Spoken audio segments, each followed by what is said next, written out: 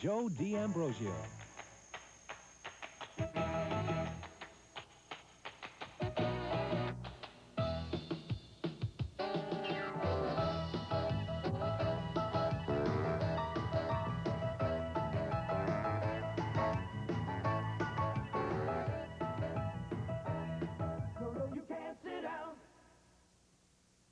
It's back on the road for the University of Connecticut basketball team in Big East competition. The Huskies playing the Panthers of Pittsburgh and the Syracuse Orangemen this week. Hi, everybody. I'm Joe D'Ambrosio, welcoming you back to this edition of Calhoun's Court with the coach, Jim Calhoun, coming off a very satisfying victory Saturday last at the Civic Center against Providence College.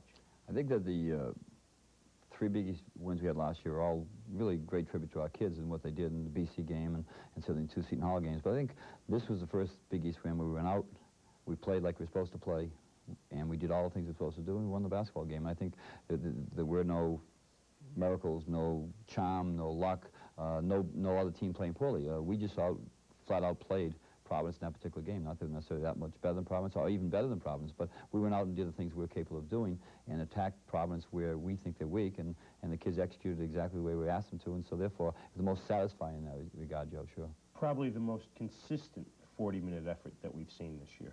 Yeah, I have to think so. I thought, except for the last 4 or 5 minutes of the Pepperdine game, that we had a terrific game plan out there and did a good job. And I thought in Princeton we had 40 minutes of defense, but offensively we just didn't play as good. I think if you combine the two, this probably was the most consistent offense and defensive effort.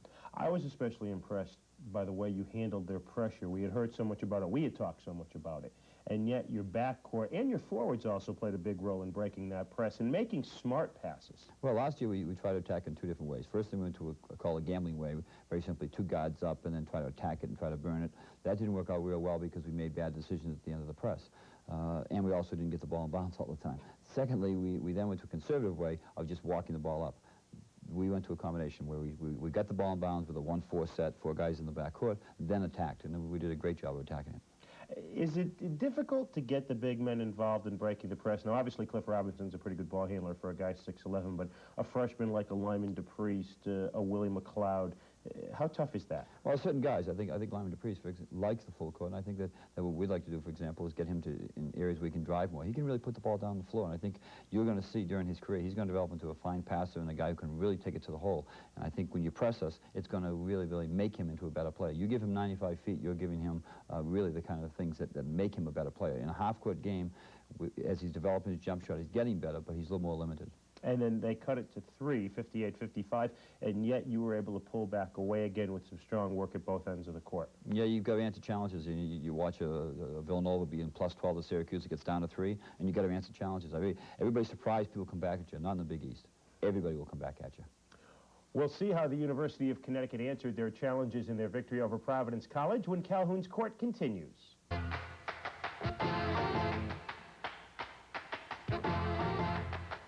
Before we get to the matter of the Providence College win, we should go back and review Seton Hall. And actually, maybe except for an 8.5-minute stretch where you didn't get a basket, it was a pretty evenly played game. Yeah, I really think it was. I think the only thing was they come out with good, physical, hard defense coming down the stretch, and we didn't answer real well, and I think took 3 or 4 shots, which led to fast breaks, which in turn led to our final defeat. I just think that we just can't quick shot. We're a team that's going to have to run when we can and be patient when we have to be, and I think we weren't at that point. But give credit to Seton Hall. Their defense down the stretch was physical, and it was good. But there were several highlights for the UConn Huskies, which we'd like to take a look at right now. First off, we're going to get a look at Phil Gamble as he goes from downtown for a 3-point field goal. This will put the Huskies on top 19-15 in the first half. Then later on, we get a look at a man who's been doing it as of late, number 31 in blue. Robert Spider Ursery grabs the Lyman DePriest miss, hits the J to make it 27-25. Gamble again from downtown, tying it up at the half at 30-30. And then UConn finishes a 9-point run that made it 39-all as Cliff Robinson goes back off the glass. You were 41-41, then you hit your cold spell. But you showed some character. You gave up the first 9 points of the second half. The coach called a timeout, obviously had some good words of wisdom because the team came out and scored 9 points in a row. I don't know if they're words of wisdom, but they were words, I'll tell you that much. But then, you know, then we kind of went back and forth, and then once they got 52-58, I think there was about 4 or 5 to play, and we just were unable to convert offensively. People say, well, geez, your defense kind of let down because you gave some points up. No, we just couldn't score, and then we started panicking a little in defense, trying to extend more, and which led to a couple of Bryant dunk, I believe it was, right. and Kasikas comes in and takes a poor shot that goes in. But very simply, we've got to be able to play, as we've talked before, a full 40 minutes, and when we do that, we're a good basketball team. So much for the Seton Hall game. Let's go on to more pleasant matters, which was the win over Providence College. And as we see right here, the UConn Huskies got contributions from many different players in the victory Saturday at the Civic Center. Here are the Huskies on the offensive end, and we see Steve Peichel draining a three-pointer to give UConn a 6-3 lead. Nice dish down low to Lyman DePriest, who hit the crossover layup. Then Cliff Robinson will be coming down on the offensive end. First, a good rebound by Jeff King. The baseball pass to Cliff. Looked like a white out there to lay it in off the nice pass from Tate George. Then we're going to see the Huskies with another fast-breaking opportunity. Here's Phil Gamble as he hits the layup, and that gives UConn a 9-point lead. Then, Jim, coming up one of your best offensive sets of the season is you work the shot clock down and get a last-second layup here by Spider Ursery, and the team really worked the ball extremely well here. Yeah, here they're in a 2-2-1 trap. It's a half-court trap, and we knew that they were going to go to that, and very simply try to get the kids to spread, and did a real good job of just making them chase us. They never really could catch to get into a full double team. We got them overextended, and eventually we're going to get into a kind of shot you'd like to, every coach would like to have at the end of a blackboard session. You know, here's where we end, guys, with the layup. But this is a good opportunity for us to really, really move the ball, and obviously the end result is what you put on the blackboard. And then the Huskies in the second half will see another fast break. Cliff Robinson with the long Wesley Unseld-like pass to Lyman DePriest, catching it like a tight end, going to the right side and laying it in. And there we see a very happy second-year head coach, Jim Calhoun, after the Huskies' victory. A little bit of emotion there. I thought the crowd provided the team with some emotion as well. Yeah, in the games that I've been at the Civic Center, I think it's probably 15, 16 games that we've coached there that I've been involved. And I don't remember a crowd helping us as much. You know, when the team came back at us, we didn't hear, oh, we had go. And I think that's a big difference. I think the crowd was a major factor. I think our fans really care about us. And I think we need them when things are going negative. And when things are going positive, we obviously want them on our side and keep the momentum going. But I think when things start to go bad, and whatever team you're going to coach and how many times and how long I've been in this game, there are things going to go bad for you. And that's when our crowd really stood up for us. It was really, really, you know, it was very refreshing, and it was very positive for us. It's a good experience. I think a couple of kids even mentioned to me, Coach, you know, the crowd really got behind us, and I think very important for us. Defensively, you did a superb job on Providence's leading scorer, Delray Brooks. He went in averaging over 16 points a game. He got one basket for 2 points. He was 0 for 7 from three-point range. Obviously, you concentrated on Delray. What were the type of things you were trying to do against him defensively? Well, just a couple things. First thing, we instead of playing about 7 or 8 defenses, which is what we normally play, we only played really 3. We played the 2-2-1 pressure, which we kind of... Delray, strange enough, is a great half-court ball handler. It's not a great full-court ball handler, which is, you know, different. So we had to trap him in the back court a little bit. Secondly, when they got over across half-court, we even gave him a pure man-to-man or a 1-2 matchup. And I think the confusion came when they tried what we call a dribble pick, where they try to set a pick for each other. The man comes off looking for the three-pointer. We'd make an automatic switch, regardless who it was. If it was Cliff switching with Steve, it made no difference. We were going to switch that play and not give them the three-pointers and not let them get going. They put up 20, but they only made 4, and I think that was really the key to the game. We felt if we could beat the pressure, and secondly, defensively do the job. I think our defense and beating the pressure, those two were 2 keys. You mentioned Steve Peichel, the sophomore from St. Paul's in Bristol, who's obviously been bothered by the shoulder and ankle problems. Other than maybe his 27-point game against Boston College in the Big East tournament last year, this had to be one of his better games as far as all-around performance was. 8 points, did a great job running the offense, and also gave you the scrappiness that you've become used to. Yeah, no question. I think that it may be discounting the points, because I think that the shoulder really disallows him to score the kind of points he did against BC. But I think the penetration he gave us really took their defense right out of the picture. Now they can't overextend on Steve. Now they've got to play solid defense, and when he comes down the middle and he gives Cliff the ball, he gives Lyman, Willie, etc. the basketball, he gave us a tremendous game. I thought it was Steve's best floor game in a sense offensively. We've talked about Robert Ursery in recent shows. Some people may become the Spider Ursery sub-show here. But again, he gave you very solid things off the bench, especially, the term is not a glowing one, but it's used glowingly, the phrase garbage man underneath. He's developed into that. Well, I think what he's learning very simply, and probably because he's a bright kid, he really understands that he comes off to play defense, to rebound, to be another guy to contribute to what we're trying to do. And most importantly, he understands that he's going to take shots that are his shots, not shots just because they're there. And I think that's the most definitive thing that a basketball player has to do. You just can't, I mean, you know, I tell the kids, they said, Coach, I was open. I said, no, when you dribble across half court, you're open. But that doesn't mean you have to shoot. So I really believe that Spider really is, he's shooting almost 61% in the Big East, I think 57 outside of it. And here's a guy who, for the first 2 years, shot 33%. So it gives you a good idea, I think, what Spider's done. Great defensive lift, handle the ball well for us, and taking shots he can make. You played 8 men in the Providence game, and it seemed like a pretty solid 8-man rotation, but yet for fans of Murray Williams and Greg Economou, they shouldn't worry. Those people are certainly not forgotten. It was just the game situation that worked out. Pure and simple. Jeff King gave us a great lift in the first half of the Providence game, got, I think, to almost 20 minutes in, yet he played 1 minute against Princeton. I think you mentioned Murray, and Greg will have to help us when teams start sagging down, especially with Steve's shoulder. But secondly, I think that Murray Williams potentially has got as much potential as any basketball player on our team. I really believe he's going to be a player in the future. It's the coach's job and the situations, and Murray's job, really, to make sure that we give him playing time this year so he becomes really, I shouldn't say a star, but a tremendous player for us in the future. We've got a lot more to accomplish before this session of Calhoun Court recesses. We'll have our CBT Play of the Week. We'll preview the Pittsburgh Panthers and get into the ever-popular mailbag. All coming up when Calhoun's Court continues.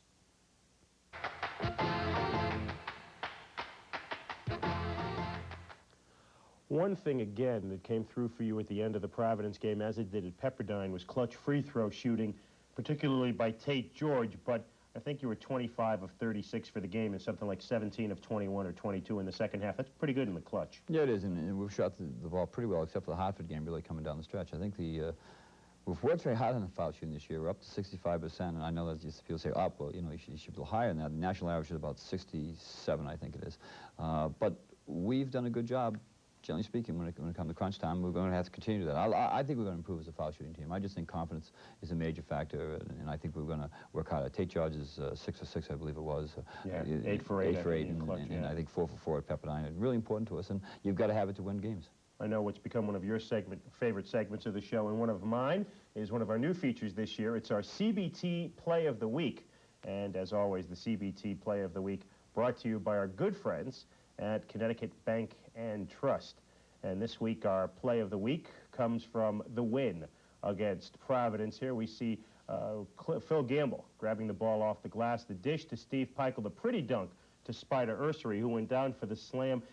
That seemed not only to generate the team, but also the crowd. That really got people in gear, as it were. You got the emotion of everybody, really. The kids, I think, the crowd. And I honestly felt that was maybe the backbreaker. I think that's the one that Providence had been coming down and teetering, and it's been a half-court game, and all of a sudden we explode, bang. We've got the dunk, the crowd into it. Now we're playing defenses up even higher, another notch level-wise intensity.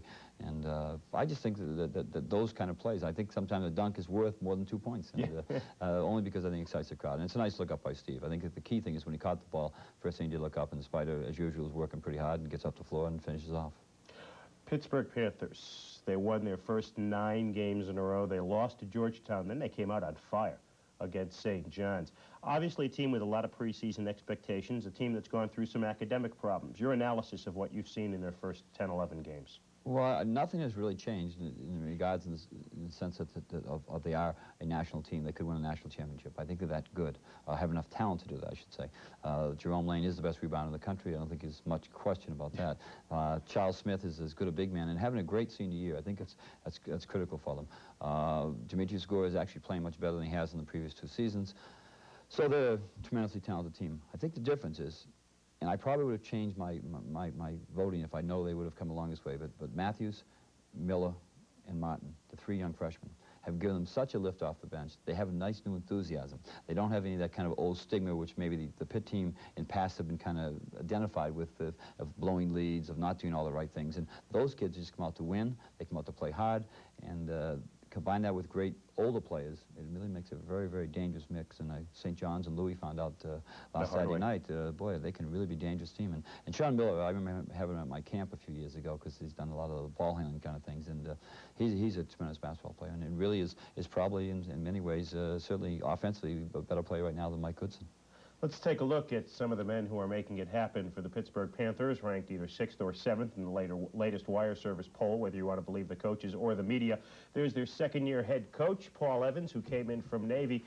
Their big man underneath, the 6'10 senior All-American candidate Charles Smith, doing it both defensively and now offensively. He has a variety of shots. Number 34, the man that Coach Calhoun mentioned, the 6'6 junior Jerome Lane, defensive rebounding, offensive rebounding. He was the leading rebounder in the nation last year, obviously the leader in the Big East. If he's the leader in the nation, he's tied with Derek Coleman as the top rebounder in the Big East. And also one thing is that he's going to take a little more of the offensive load without Brooke in there now. Yeah, he will. And I had Jerome, I coached Jerome in that Olympic Festival 2 summers ago, and he's a tremendously talented kid. He's up to 238 pounds at 6'6", and he has as good a sense rebounding-wise as any kid you're ever going to go against. He's really a tough matchup for you, because if you go out to play Charles, who's having a great senior year, then Jerome just goes inside and just gets layups on you. And they're really, those two as a tandem are as talented as anybody in the league. As a fan of Charles Smith, I'm sure you would have rather seen him gone hardship after his junior year, because that means you wouldn't be facing him tonight. But yet, he seems to be adding things to his game every year, different aspects to his game, be it offensively or defensively. Well, I know Paul Evans had, Red Auerbach tell him to stay. I would have said go. Yeah. But in all honesty, Charles, he's as nice a kid. I'll tell you, I've been to 2 banquets with Charles, and he's a tremendous young man. And I think what he's done his senior year is really, really help himself for NBA future. I mean, he is now legitimate an All-American. He's a great basketball player, and he's really a force. I mean, one of the most amazing stats is the average over 4 block shots per game. Like to go with 20 points and to go with, I think, 6.5 rebounds a game. Charles Smith is a complete basketball player and really having a great senior year. Some people have said he's even maybe making himself into a lottery pick, one of the first 7, if depending on hardships and the like. Well, he runs the floor well. He's 6'10.5", 6'11", and he runs the floor so well that you'd have to think that he's going to be one of those guys in that first 10, 12 players yard. I think that he's done that in his senior year, and we really, in fairness to him, it probably was a great idea he stayed, because he needed some physical maturity and some basketball maturity. And absolutely, as we mentioned, the backcourt, also the freshman, the kid Miller is deadly from 3-point range, and the kid Matthews is a very athletic, so they sort of have all types in the backcourt. Yeah, then and the big Kavanaugh, who's a tough former football player who just kind of runs the team for them. But they're an immensely talented team, and once again, I still think it's the mix of the old and the new have made them a better team. I picked them, I think, 2nd or 3rd. I picked Syracuse, Georgetown, but I might have changed and put Pitt possibly 1, because I think those two, the development of the young kids has made them really a special team. It seems like they've been able to hold up under the pressure of being in the national limelight, being one of the teams picked to be one of the top ones before the season. That's not always easy. No, it isn't, and going through the Big East, people are going to lose. You saw, their first time out. Here we go now. We're number 2 or 3 in the country. We're going to go for number 1. Oh, Georgetown, loss. And that happens to people. No one goes. I don't believe anybody can go through our league undefeated. I think if you lose only 2 or 3 games, you're not a good team. You're a great team. Just the league is that tough. There isn't an easy win out there, and I think that if they can hold up and get 12, 13, 14 wins, they have a good chance at national championship, along with some other people in our league, Syracuse and Georgetown, and possibly even Villanova is going to be an awful pain in the neck to play for anybody. We'll dip into the mailbag when Calhoun's Court continues.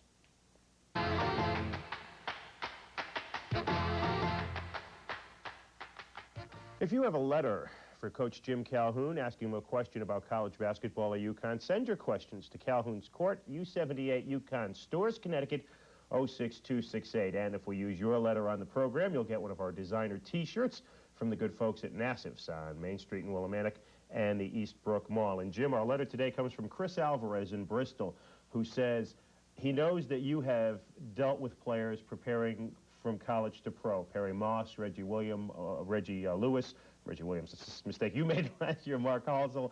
Obviously, Cliff Robinson could be in that class. What sort of transition, what sort of things do you work with the kids on to prepare them in the switch in not only basketball, but also lifestyle? Well, I think the first thing you prepare them while they're in school. 4 years, they got to be fundamentally sound to make it in the NBA. You have to be a fundamentally sound basketball player.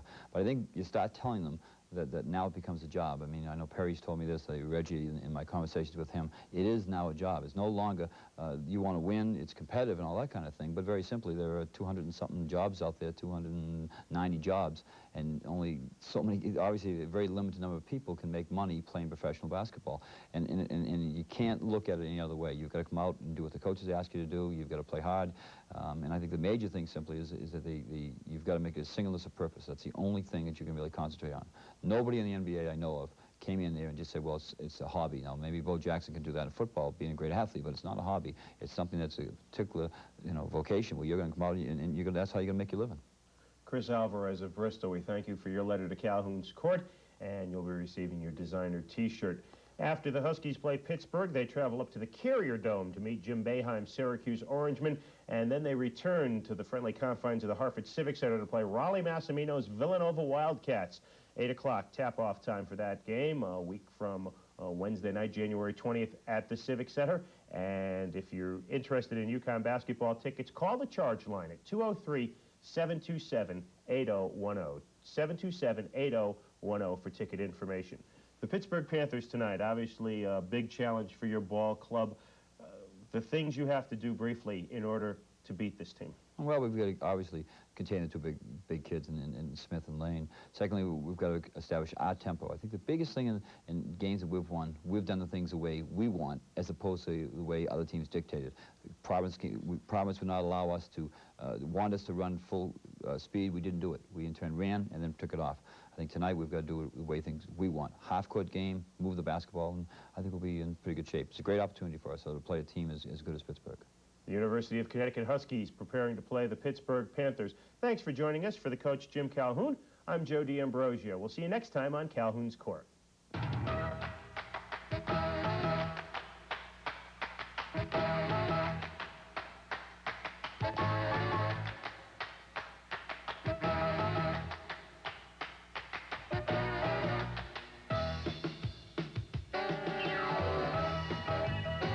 Get set for exciting Big East action as the UConn Huskies take on Bridgeport's Charles Smith and the high-flying Pitt Panthers. It's coming your way live next on Connecticut sports station WTXX Channel 20.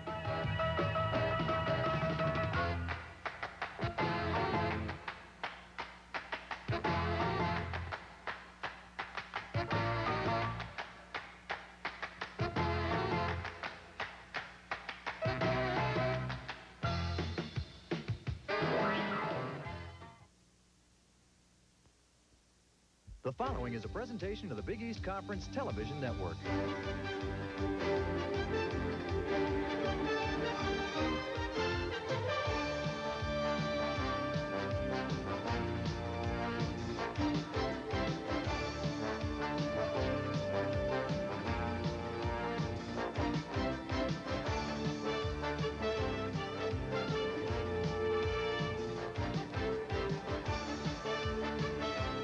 Tonight's game features the Huskies from Connecticut against the Panthers of the University of Pittsburgh.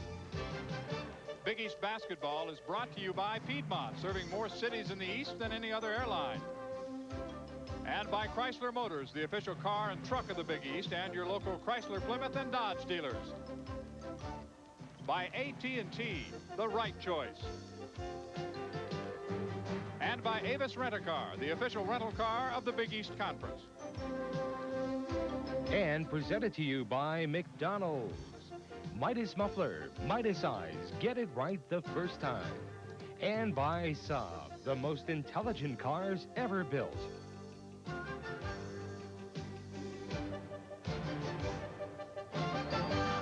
We are live in Fitzgerald Fieldhouse in Pittsburgh, Pennsylvania. And tonight on the campus of the University of Pittsburgh, the 6th-ranked Panthers hosting the Huskies of Connecticut in Big East basketball. A very pleasant good evening. Welcome to Fitzgerald Fieldhouse. I'm John Sanders. Very busy time in the Pitt schedule. This is the 4th game in the last 8 days, but it is the 3rd of 4 in a row they are playing here at home. A little bit different for the Huskies of the University of Connecticut. This is the start of a tough stretch. They'll play 4 out of their next 5 on the road. It starts here, continues in Syracuse, also St. John's and Georgetown included in a very tough road agenda coming up. Working with me tonight is the director of the Basketball Hall of Fame, Joe O'Brien. On paper, I guess a lot of people figure the Panthers, ranked number 6, should win this game easily. They have been on a roll the last couple of games. But if you look around the Big East, you really can't count on anything. Oh, from top to bottom, John, you can't figure anything in the Big East. But certainly Fitzgerald is not a friendly place. Ask Duquesne, ask St. John's. They had shutouts pitched at them recently. So the UConn Huskies are going to have their work cut out for them this evening. The UConn Huskies are coming off their first win of the year in Big East Conference play, and they are led by 0-0, Cliff Robinson. Cliff Robinson, outstanding player, averaging just over 18 points and 9 rebounds a game, was outstanding in its win recently over Providence, and he's the key guy up on the glass for the Huskies this evening. And the future looks pretty good because they have have the freshman of the week in the Big East, Lyman DePriest. Lyman DePriest had 13 points in that Providence win the other day. And an interesting matchup tonight will be Detroit, Michigan player Lyman DePriest versus Demetrius Gore. The Panthers just overpowered St. John's and Duquesne in their last two games right here on this court. One reason they can do that is because they do have one of the top big men in the country in Charles Smith. Charles Smith, Mr. Intimidator, 50 blocks up to now, averaging 18 points a game, preseason All-American, and playing at that level right now. And the Panthers do depend heavily on some of their freshmen, like Sean Miller, number 3, although Sean, who is the point guard, is in a little bit of a slump of late. A little bit of a slump, shooting only 53% now from three-point land. But Sean is a key guy for Coach Evans. He wants him to have the ball in the middle of their fast break and get the ball forward to Lane and to Smith.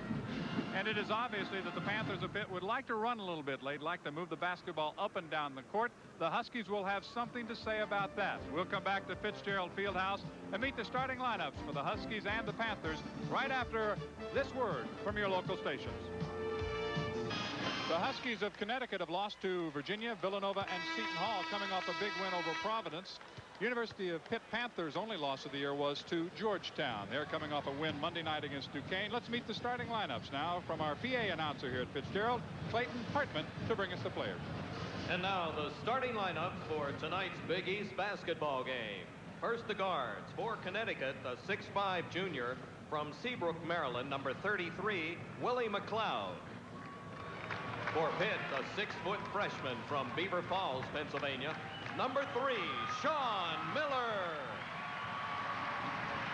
For Connecticut, a 6'5 sophomore from Newark, New Jersey, number 32, Tate George. For Pitt, a 6'3 freshman from Los Angeles, California, number 22, Jason Matthews.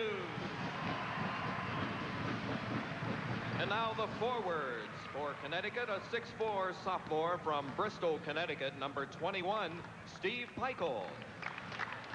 For Pitt, a 6'5 senior from Detroit, Michigan, number 33, Demetrius Gore. Starting for the Huskies, a 6'5 freshman from Detroit, Michigan, number 23, Lyman DePriest. And for Pitt, a 6'6 junior from Akron, Ohio, number 34, Jerome Lane. And at center for Connecticut, a 6'11 junior from Buffalo, New York, 00, Cliff Robinson. And for Pitt, a 6'10 senior from Bridgeport, Connecticut, number 32, Charles Smith. The Huskies are coached by Jim Calhoun. And coaching our Pitt Panthers, Paul Evans.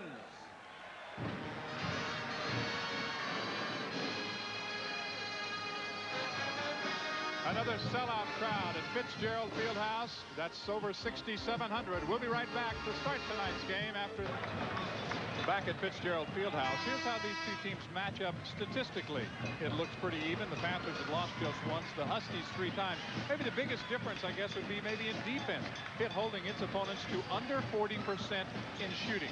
But the other stats pretty much even for the two teams as we get set to tip it off. There are the matchups for tonight's game. It'll be interesting to see how Robinson, who has been a forward, does with his back to the basket playing against Charles Smith. Charles from Bridgeport, Connecticut, jumping center. And it's the Huskies who control the opening tip.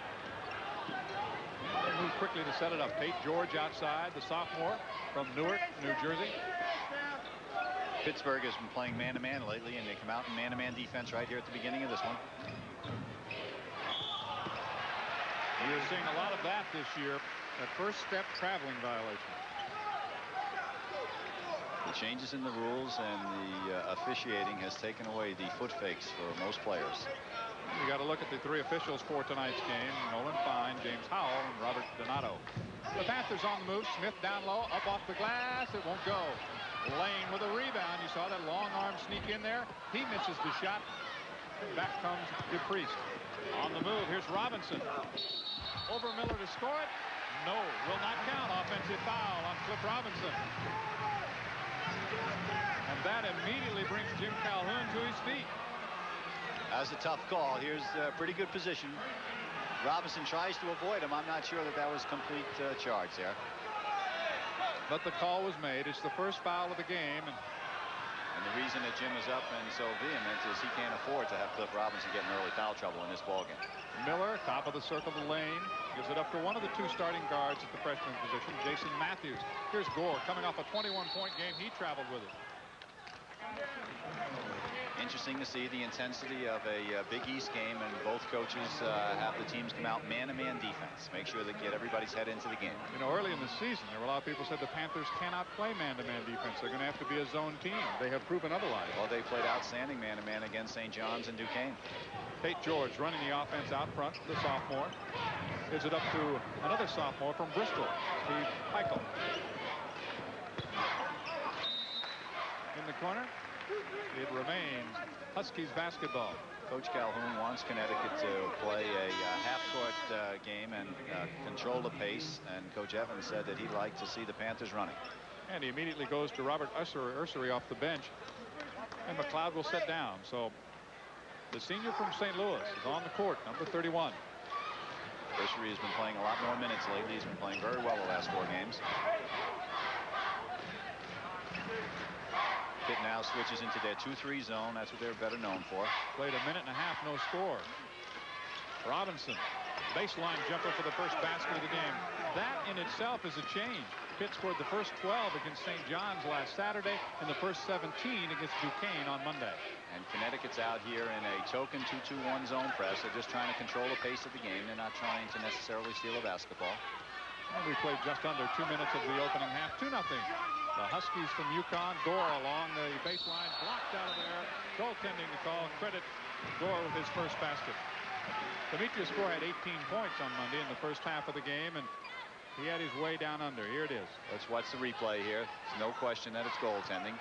One of the advantages of having 3 officials over, too, is they do a much better job of being able to cover the goaltending calls. Tate George. Freshman Lyman DePriest with the basketball. Now George, no place to go. Gives it up to Ursery. Each possession, Connecticut will try to take some time off the clock. They're very patient. Now Robinson starts to move. Turnaround jumper by DePriest is good. It is 4-2. DePriest is becoming more confident each game. Averaging about 6 points a game. But keep in mind, he is a freshman. DePriest from Detroit, Michigan.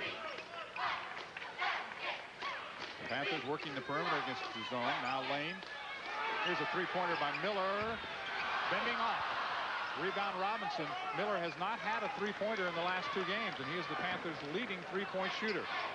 Back quickly at the other end. Here's Robinson from outside, bending in. Robinson with 2 baskets and a quick 4-point lead for the Huskies of UConn. And both, as you notice, John, facing the basket. Robinson is really a natural forward. Matthews along the baseline is knocked out of bounds. The Panthers will keep it. 16:44 to play first half. Coach Calhoun was telling us before the game that a lot of fans don't realize the transition that Robinson had to make during his career, where he's gone from being the forward facing the basket to playing with his back to the hoop, and that's not always easy to do. Matthews inside, gets it back from Lane. Off the lane, jump shot off the glass, no good. The ball stripped away, but from behind, the foul will be called on Matthews. So Jason Matthews, who's from Los Angeles, a freshman, picks up his first foul in the game. Connecticut has been playing pretty good ball as far as the turnovers are concerned. They're averaging under 15 a game. The Panthers are over that number. And that was particularly noticeable in their last game against Providence. But if you were to look for an Achilles heel in the Pittsburgh lineup in terms of statistic, it's probably in that turnover area, John. DePriest outside. Heichel against Sean Miller. DePriest threw it away. A little bit of pressure that time as he started to move down the lane and threw the ball out of bounds. And that's a freshman mistake, a little bit out of control. In this conference, you won't stay a freshman very long. 3 turnovers now by the Huskies here in the early going. Matthews looks low, but comes back to Miller. John Miller, of course, is going to have to hit a couple of baskets to get his confidence back.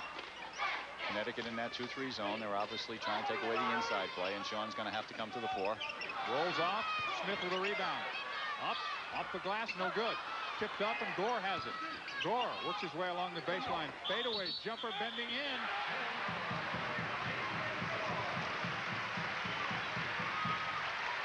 The basket, I think, is going to count. The foul goes on Robert Ursery. Gore, Lane, and Smith playing volleyball on the offensive board there. That's good news for the Panthers, but bad news for the Huskies. Well, another thing that Coach Calhoun was talking about, he said their team, the Huskies, are going to have to do the job on the boards, and that's the way the Panthers are getting back in this one. It is 6-4. UConn has the early lead here at Fitzgerald Fieldhouse in Pittsburgh. Friday telecast is produced by authority of the Big East Conference and is intended solely for the private non-commercial use of our audience. Any publication, reproduction, retransmission, or other use of the pictures, descriptions, and accounts of this game without the express written consent of the Big East Conference is prohibited. Along with Joe O'Brien, I'm John Sanders. Glad to have you with us tonight. The early lead belongs to the Huskies. Pitt has the ball. Miller outside. Now Gore down the lane. Won't go. Knocked out of bounds. Pitt continues to attack that offensive board, and Connecticut's having trouble clearing the defensive board.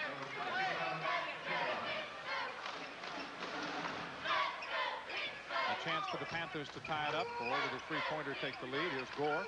Smith low off the lane. Now Gore outside starts a move. Lane jumper is no good. Kept alive and finally brought down by Lyman DePriest. Back come the Huskies, this time a little bit in transition. They'll start over now with Tate George. UConn will take the fast break only if they have the advantage in numbers. 3-on-2, 2-on-1. Too hard. Smith with a rebound to be missed by Lyman DePriest. Back comes Miller trying to push it now a little bit with the Panthers offense in motion. Miller's second three-pointer of the night comes up short. Lane had it, lost it. It's out of bounds. Who does it belong to? It belongs to the Huskies. So far, John, the game has been played at Connecticut's pace, but Pittsburgh is dominating the board play. So we have some more substitutions. Phil Gamble, who is have to be considered the top sixth man in the league, comes into the lineup. Jim Calhoun refers to him as super sub, and he's instant offense when he comes in. He won't hesitate. He's the three-point shooter. Here's Robinson against Smith. Decides to jump it straight up and hits the bottom of the net. That's 6 points for Cliff Robinson. Robinson facing the basket from 15 feet is a terrific player. He's 3 for 3 tonight. Of course, he's playing against the guy who would probably just as soon see him stay out there, because Smith likes to play that way too. Here he is outside. Matthews along the baseline decides to come out. As you mentioned earlier, Miller's going to have to hit something from outside. Connecticut's really packing in the defense against Smith and Lane. Smith knocked away right into the hands of Matthews. He wants to reset the offense. We have 15 seconds left on the shot clock. 13:56 left in the first half.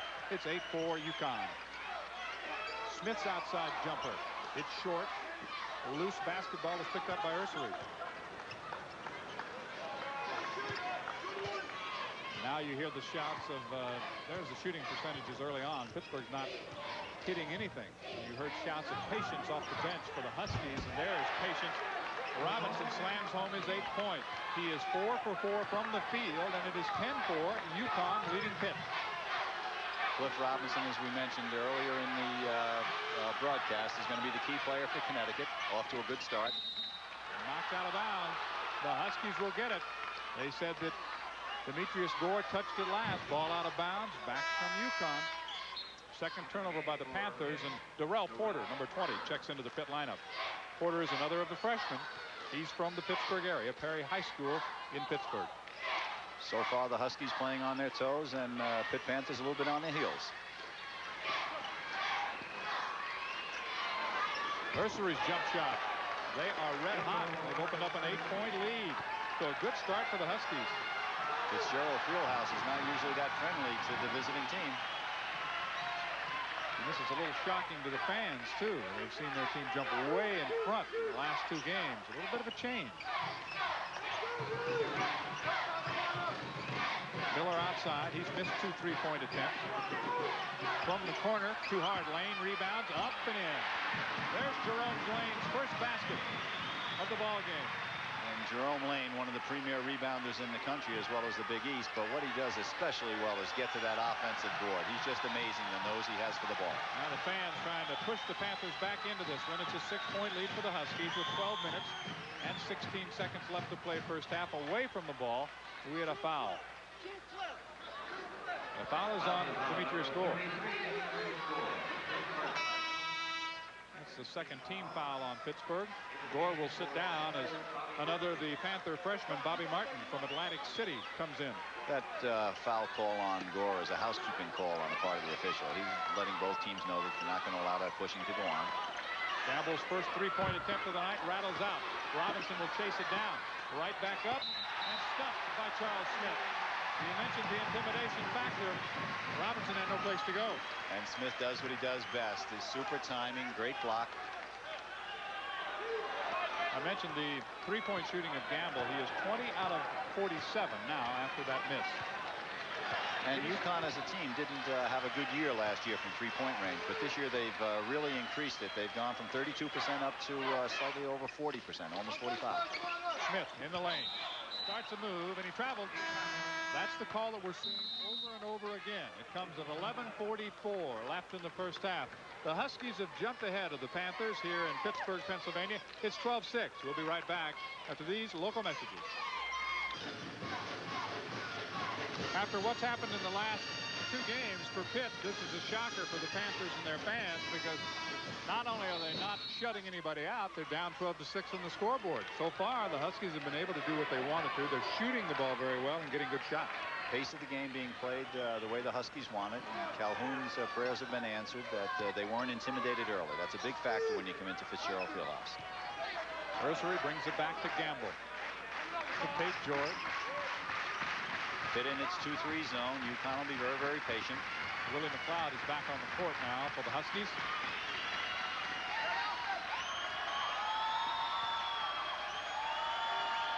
Thought about it, decided not to go up with it. 10 seconds left on the shot clock. Robinson against Smith, knocked away. Now 5 seconds. They'll have to shoot a long three-pointer. It's way short, misses everything. Not much that he could do that time. Tate George just had to take a shot. No, that was a heave.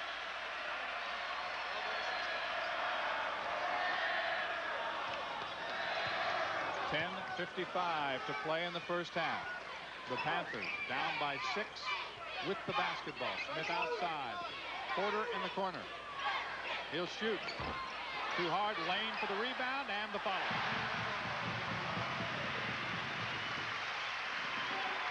The lead is 4. It's 12-8 with 10:32 to play in the first half. And Jerome Lane must have at least 3 offensive rebounds already this early in the game. Lane coming into the contest, of course, he was the man who led the nation in rebounding last year, and coming in averaging almost 13 rebounds a game this season. And when people talk about the game, they talk about it being a big man's game, but Jerome Lane is certainly not one of those 6'10 guys. He just has tremendous timing. See down in the left-hand corner, Paul Evans up, working the officials a little bit. Again, the shot clock winding down inside 15. And the fans really making some noise now. Second time in a row, but the Huskies really ran out of time, did not get a good shot. One of the dangerous things about using the clock is that you do run out of time and take a bad shot. Porter from the corner. Martin is going to be called for pushing off. Panthers have turned up good shots for Porter. He hasn't been able to bury one from the corner, though, against the Connecticut zone. That's the first foul of the game on Bobby Martin, the freshman from Atlantic City. Gives the ball back, and here's Jeff King, the senior from Lansing. 6'10", he'll be brought in to provide some size. With Robinson at 6'11", King at 6'10", they do have matching size on the court right now. Jeff King was a contributing player in that win over Providence the other day. Tate George off the glass and good. His first basket of the game, the sophomore from Newark, hits 2. Lead is 14-8, back to 6. From deep in the corner, he hits the basket. Have to give freshman Porter some credit there. He had missed 3 great shots. He didn't hesitate on his 4th one, and he buried it. It is now 14-10. You see 9 minutes and 44 seconds left. I think there might be a problem with the clock. That's what we're going to discuss. Make sure that we have the time correct on the scoreboard clock. Apparently, we did have a problem, and the two coaches are going to be asked to come to center court, and that's the only time that they are allowed to leave the bench area. Hey, but while you're watching the clock, our kid took the three-pointer. Hey! I don't think it was answered to his satisfaction, do you? I don't think so. Big guys are the key to both teams, but I really think that it's going to come down to the M&M show versus the G&G show, and it's going to be Miller and Matthews versus George and Gamble, and which backcourt has the good game is going to want to be in the victory. Okay, we will see if you are right. Gamble had a notion, decided not. And again, the Pitt fans trying to make as much noise as they can. Ursery hits again. That's 4 points for the senior. As you mentioned earlier, he's been playing a lot more in the last 4 games and been playing extremely well. Miller, who has not been able to hit so far tonight. There's that traveling violation. That time it was called by James Howell. So another turnover. That's 4 by the Panthers. Turnovers beginning to even out. Scoreboard not yet evening out. It's been the Huskies from beginning, and there you see some backcourt scoring. The Panthers ice cold so far in the first half.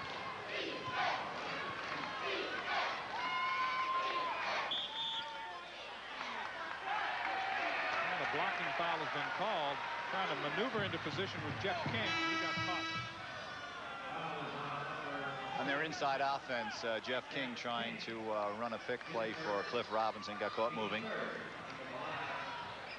Pat Cavanaugh now checks into the Panther lineup. The sophomore from Grove City. Sean Miller is still out there. He'll move down now, and Cavanaugh will play the point. They got the pass low that time to Martin. He traveled. That's 5 turnovers on the Panthers. Coach Evans making an interesting move here, bringing in Cavanaugh and getting Miller off the point. It maybe frees Miller up to bury one of those 3-pointers. And DePriest checks back in. He has 2 points, replacing Robert Ursery, who's played well off the bench so far. 8 minutes, 36 seconds left in the first half. 16-10, the Huskies lead. Pittsburgh in their 2-3 zone.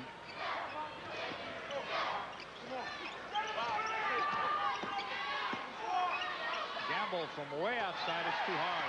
Martin with a rebound. A classic air ball on the part of Phil Gamble. Miller for 3 from the corner. Good. First one he's had in the last 2 games. And as we mentioned, Coach Evans getting him off the point allows him to concentrate a little bit better on his shot, and that might be a factor here in the ballgame. The lead is cut in half. It's a 3-point edge for the Huskies. First 3-pointer that we've had in the game. Miller now 25 out of 46. He has shot very well from outside. Robinson. DePriest.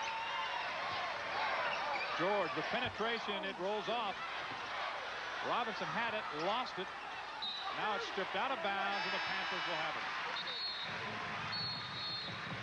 7 minutes and 41 seconds remaining in the first half. It's still the Huskies by 3. 16-13 here in Fitzgerald Fieldhouse. More after these local messages.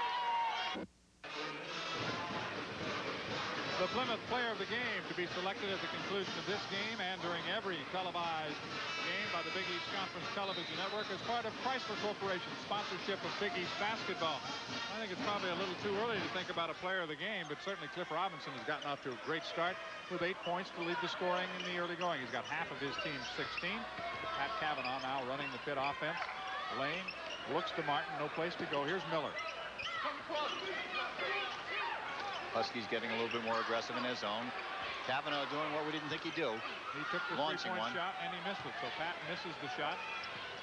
Cavanaugh was 2 out of 4. Now 2 out of 5 in 3-point shots. 7:10 remaining first half. All the way down, all the way down. All the way down, 21. All the way down. All the way down. Steve Peichel set to check back in the lineup for the Huskies. Here's Robinson's short jumper. That'll be 2 fouls on Bobby Martin.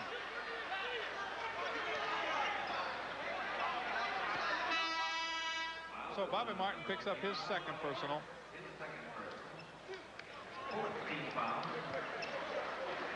Steve Peichel for the Huskies. Bobby Martin, an outstanding recruit, and he plays similar to Charles Smith, modeling his game a little bit after him. See, the Panthers are 32% shooting. They are a plus 50% shooting team for the year. Robinson, a 62% foul shooter, misses his first chance. And the Huskies have not been an outstanding foul shooting team.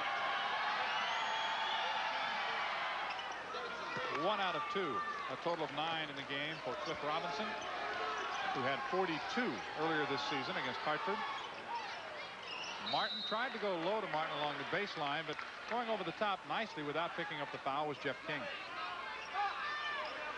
38 seconds on the shot clock. Miller to Martin to Smith. Connecticut in its 2-3 zone, and they're trying to pay a little bit more attention now to Miller on the perimeter. Here's Lane in the lane, gives it up. A three-pointer from the side, rolls out. Robinson rebound. The Panthers ice cold.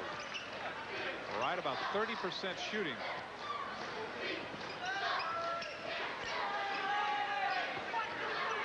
Gamble is yet to get hot. Coach Calhoun's gone to Pike a little bit because Pitt's in the zone now. Pikel's a very good outside shooter. Peichel only averaging a couple of points a game. Here's Gamble, who has carried most of the load outside.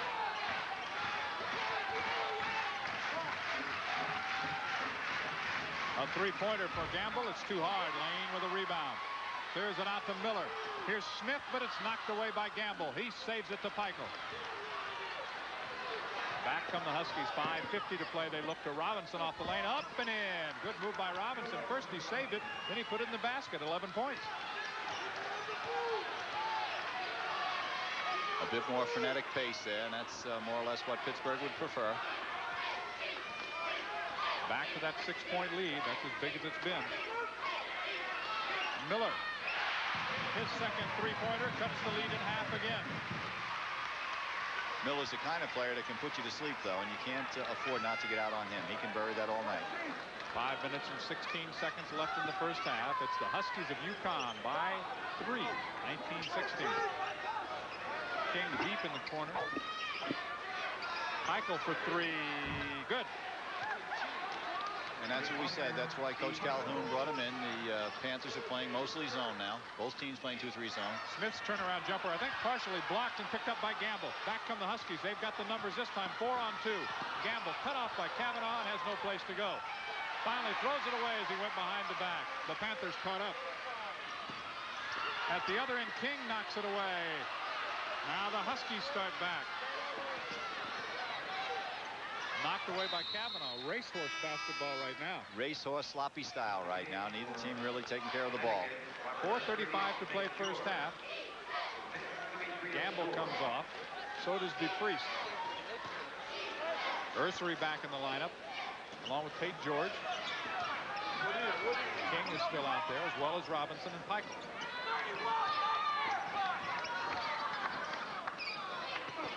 King, turnaround shot. He drew the foul. Really kind of leaned in that time. Picked up the foul on Martin, and on Martin, that's 3. Jeff King was a starting center for UConn last year. Has been playing more coming in off the bench. Good shooter. No question about the foul there. Lane comes on to take the spot of Martin, who has picked up his third foul in the first half. It's 22-16. Kavanaugh has done a nice job for Pittsburgh since he's come in the game, but it seems as though it's time for Matthews to be back in there. The left-hander's shot won't go. So Jeff from Lansing, Michigan, still looking for his first point in the game. Gets it. A 7-point edge for the Huskies.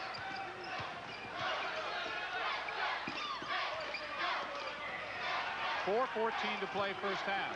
I'm John Sanders along with Joe O'Brien. And the Huskies surprising the Panthers early. Miller starts a move, stripped away from Lane, but he's fouled. The UConn zone has been outstanding. Very, very active, doing a good job. Miller made a nice move there. A little drive baseline, opens up some penetration, makes a pass underneath. And Lane will get to go to the foul line. He has hit his last 11. That only improved him to up over 50%, about 54%. So you can see what he was shooting early in the year, but he's been hot at the lane, the foul line of late.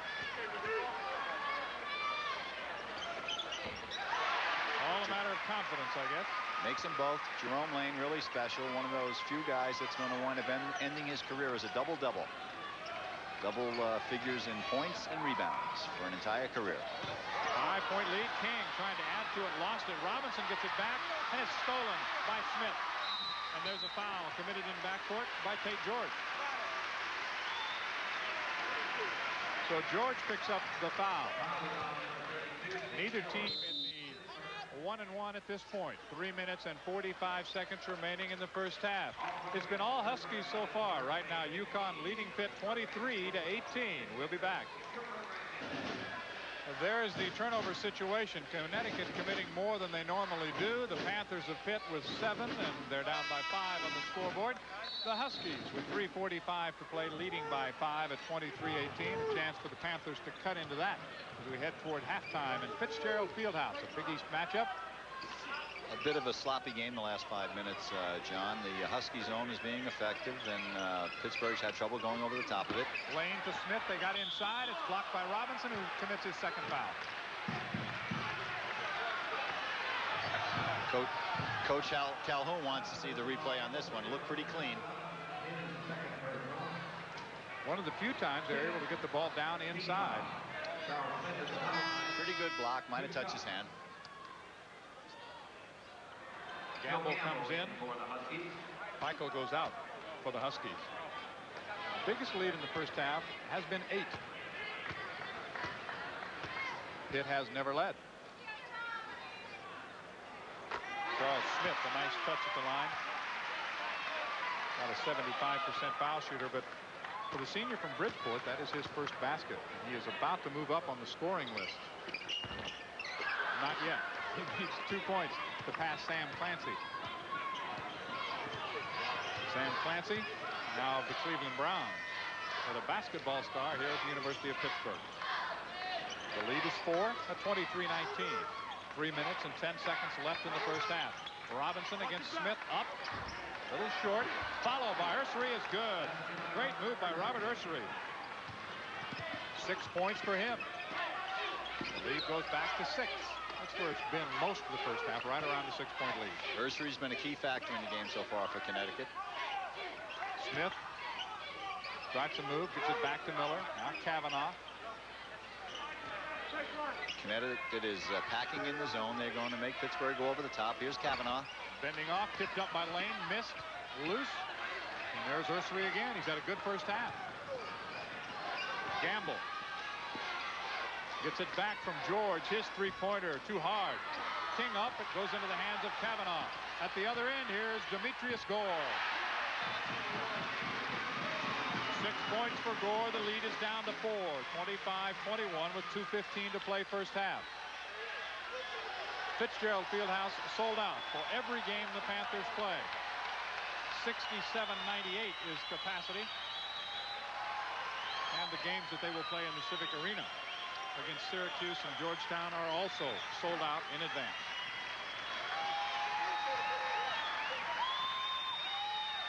Skip it over. The shot by George is short. Smith a rebound, and the foul called. A costly foul, because that is number 3 on Cliff Robinson. Robinson going up with a rebound. Smith already had possession of the basketball, and that cost him his 3rd foul. And the one thing that Coach Calhoun did not want is Robinson to come up with first half foul trouble. He's got 3. Peichel is back in the lineup. 1 minute and 47 seconds to play. And that is the 7th foul, so we will go to the line. See if with 1 minute and 47 seconds, if Pitt now can get to the offensive board a little bit better as a result of Robinson having to sit down. The Panthers 3 out of 5 at the, rather 3 out of 4 at the line. Gore, a good foul shooter. Demetrius Gore just under 80% for a career. He's pretty special from the foul line. His right ankle still heavily taped. He has had ankle problems since preseason. 8 points for Demetrius Gore. The lead is down to 2 now with 1 minute and 41 seconds left in the first half. Key possession here. Connecticut has to score this time down court.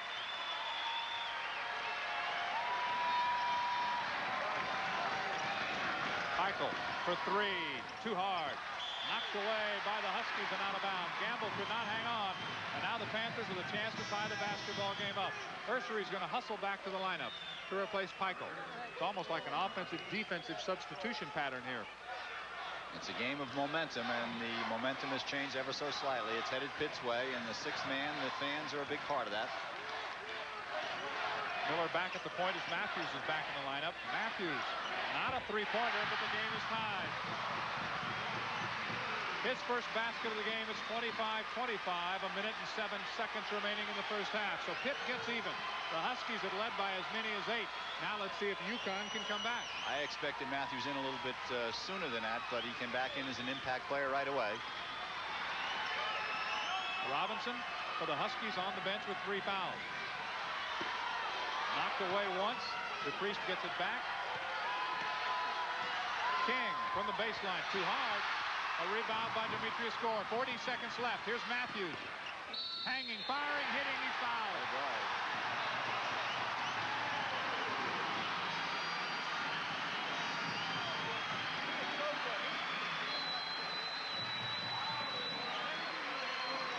Breakaway to Matthews, takes it strong to the basket. No question about the foul by Ursery, and we have the potential three-pointer here. So the freshman Matthews, who gets his second straight basket, goes to the line. A little spark from the freshman, and I think these freshmen as a group certainly have surprised some people. I'm not sure if people realized how good Pitt's freshmen were. Well, I think they're surprising stat-wise, but they're even more surprising with the sophistication with which they play. They play like experienced veterans.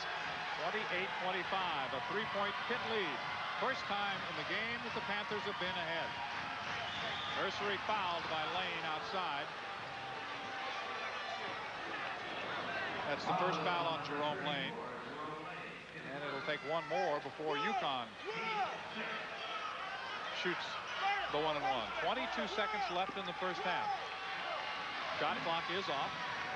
Ursery against Lane. Connecticut will try to turn something up to Gamble if they can here. Gamble way outside. Has not scored in the first half. Sean Miller picks up his first foul. And that will put the Huskies at the line with 6 seconds left in the first half. Lyman DePriest checks back in for the University of Connecticut. Ursery comes out, but let's give some credit to Robert Ursery. He's played well off the bench. Paul Evans would like to take back those 2 fouls, the one on Miller just now and the one just prior to that on Jerome Lane. There's McLeod back in, the transfer from Allegheny Junior College out of Seabrook, Maryland. Tate George has been shooting absolutely great from the foul line as of late. Right at 73% on the year.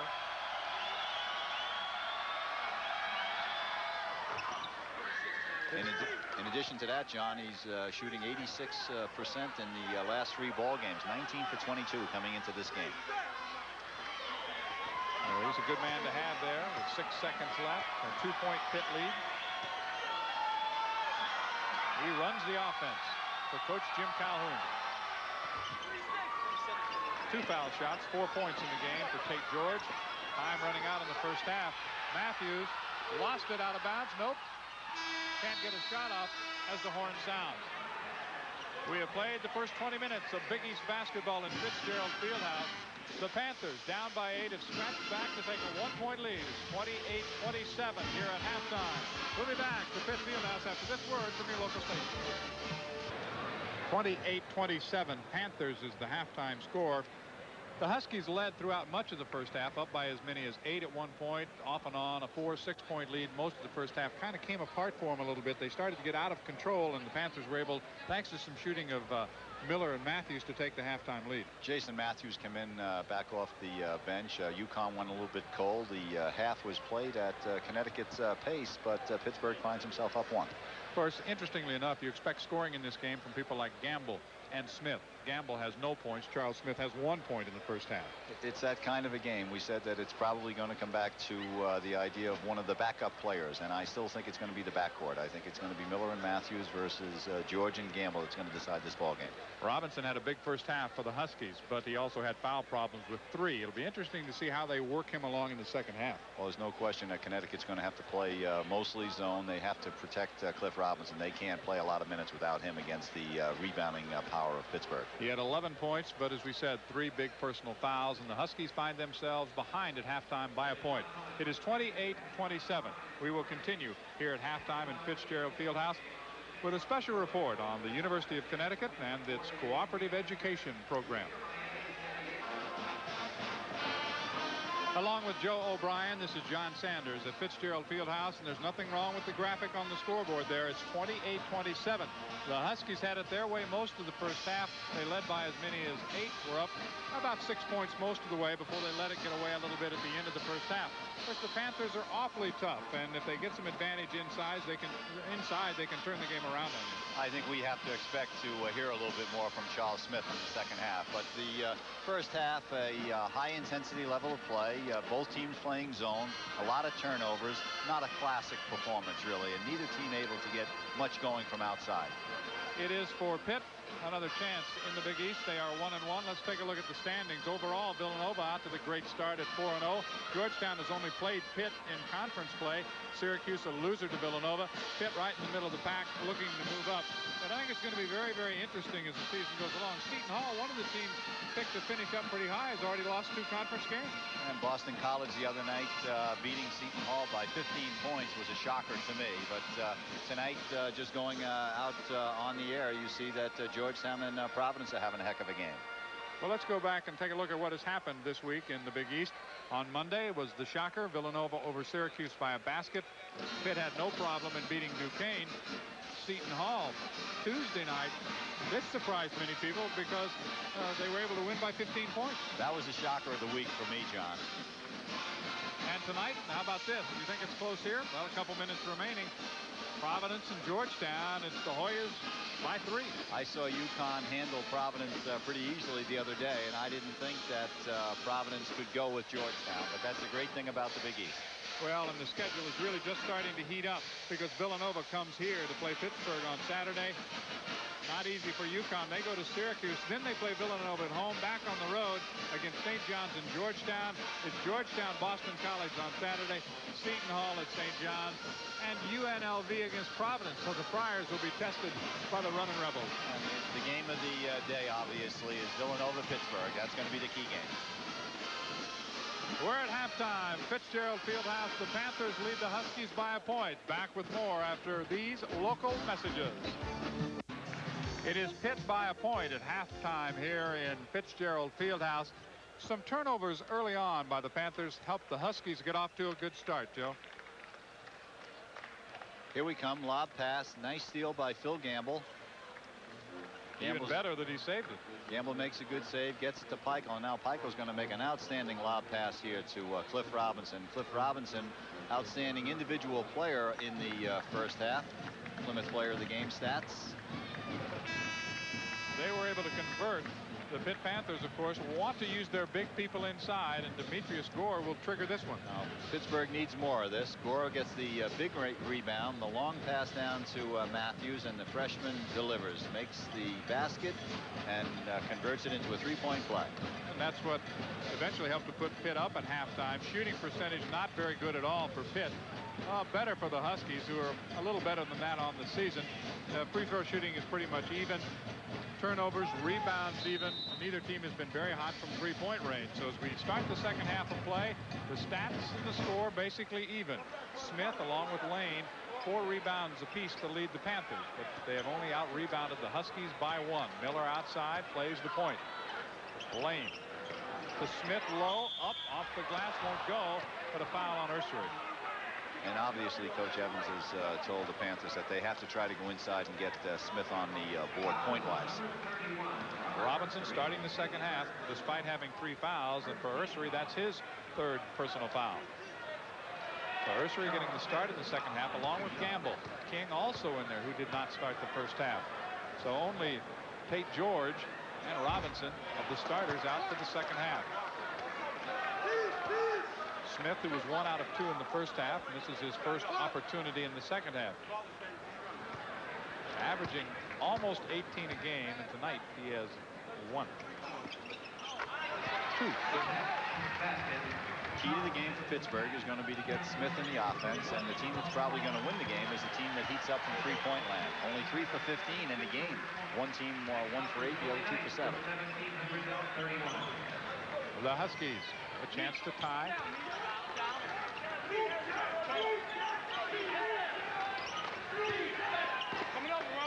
Gamble is in his territory, decides not to shoot. King's left-hander too hard. Lane with a rebound. Ahead to Sean Miller. Push it up for Pitt. Matthews in the corner. Now they look to Smith. Went inside to Smith, and he was fouled by King. That's the second on King. Pittsburgh hasn't been able to get too much going in terms of the transition game. Miller keeps trying to push it forward, hasn't been able to turn much up. We played almost a minute of the second half, and Charles Smith, with that point, moves past Clancy on the scoring chart. Matthews from the corner, no good. Lane high and hard for the rebound. 8 points for Jerome Lane. Pitt's biggest lead of the game, it's 4. Jerome Lane doing what he does best, going to that offensive board real strong. 3 of his 4 first half rebounds were offensive rebounds. Robinson off the lane, jump shot rattles out. Lane rebound. Miller looking for Smith, knocked away that time by King. Back come the Huskies. They're down by 4. King along the baseline off the glass, way too hard. Ursery couldn't hang on. Matthews has it, slows it down, now goes to Miller. Back to Lane, who was trailing, stripped away from him. Here's Gore from the corner, too hard. Ursery knocked out of bounds, almost knocked out of bounds, but he keeps. Here's Gamble. First half the game was played at the Connecticut pace. Right now it looks as though Pittsburgh is able to turn it upbeat a little bit more. The Huskies. Robinson against Matthews. Gamble decides not to shoot. Right at the foul line. Robinson steps in toward the basket, is knocked to the court. No call and no basket. Demetrius Gore from the corner. Gamble a rebound.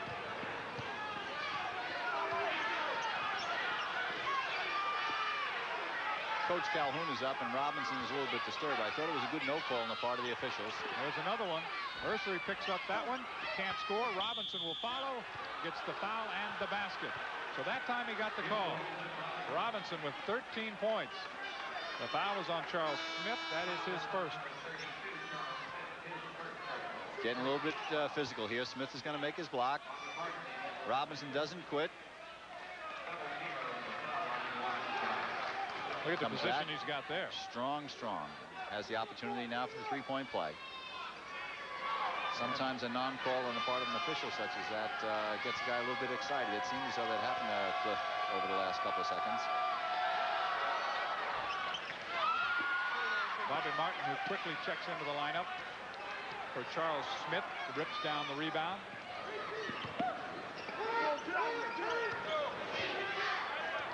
John Miller will reset the offense. Matthews looks low to Martin.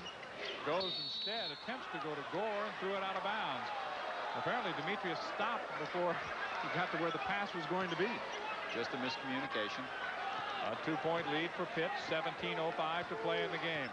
A chance now for the Huskies to tie it up.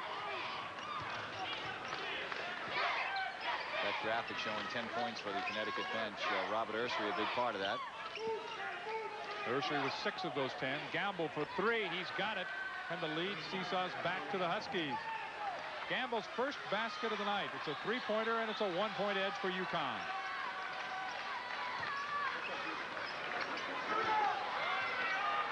And both teams are playing some kind of packed-in zone. They're going to make you try to beat them over the top tonight. Miller way outside. Gore in the corner. King is battling Martin inside.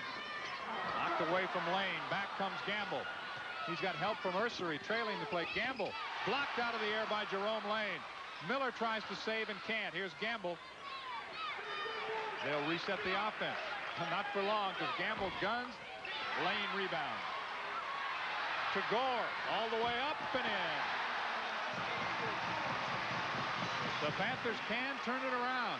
And they regain the lead. Outstanding rebound and outlet. It's a 1-point Pitt lead. Pittsburgh extending their defense a bit now.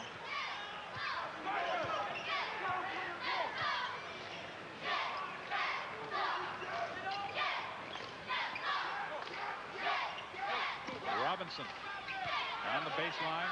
Now Ursery in the lane, up and good. 8 points off the bench for Robert Ursery. That's double his average. Oh, and a big steal by Tate George, and he missed a great opportunity. Charles Smith is going to check back into the Panther lineup. Miller backs away from the three-point area. A 1-point lead. For the Huskies, the three-point shot won't fall, but Gore follows with a rebound. Kicks it back to Matthews in the lane. From the baseline, the jump shot by Gore is good. 12 points for Demetrius Gore. And it's Pitt by 1. 35-34. The Panthers and the Huskies in Big East basketball. Here's Robinson. Pittsburgh in the matchup zone now. King, long jumper from the corner.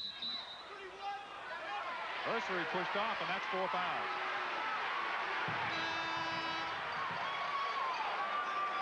Calhoun is up to question that call, but it is Pitt by a point here in Fitzgerald Fieldhouse.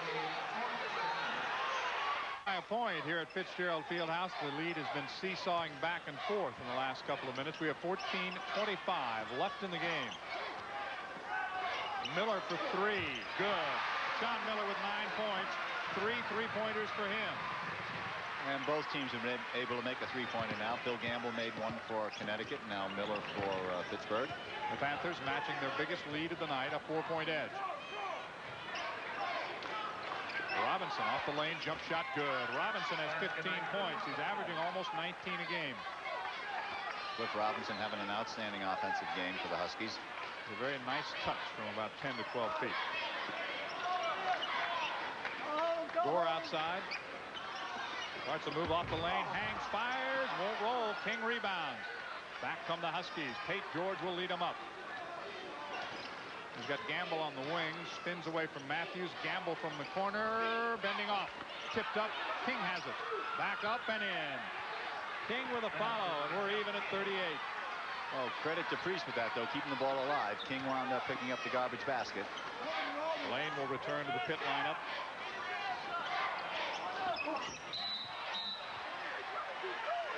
Inside, a foul is called. It's going to be on King. So Jeff King picks up his 3rd personal foul. Jerome Lane returns to the Pitt lineup. And Charles Smith will sit down. It's been a quiet. Charles Smith does not have a field goal in the game. No, 2 points, both from the line. Connecticut doing an outstanding job of packing in their zone.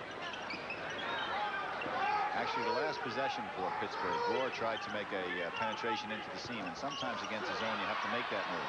Robinson knocked it away, but the Huskies tied themselves up that time and turn it over.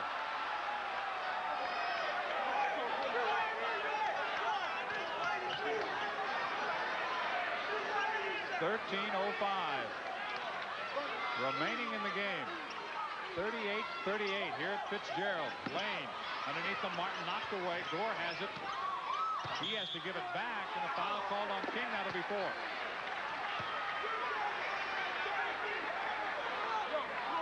Jeff has a tendency to have hands on. You can't defend on the inside with hands on. You have to do it with the legs and the body. Calhoun will have to make a decision. He goes to Willie McLeod. Number 33 will check back in, and Jeff King will have to come out. He has 4 personal fouls. Robinson has 3. Ursery has 4.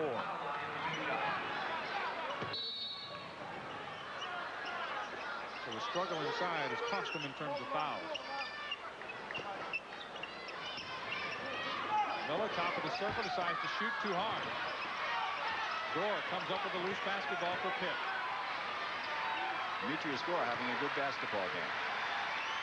coming off a 21-point effort against Duquesne on Monday night. He is the hot player right now for Pittsburgh. In and out of the hands of Martin. Gamble comes back.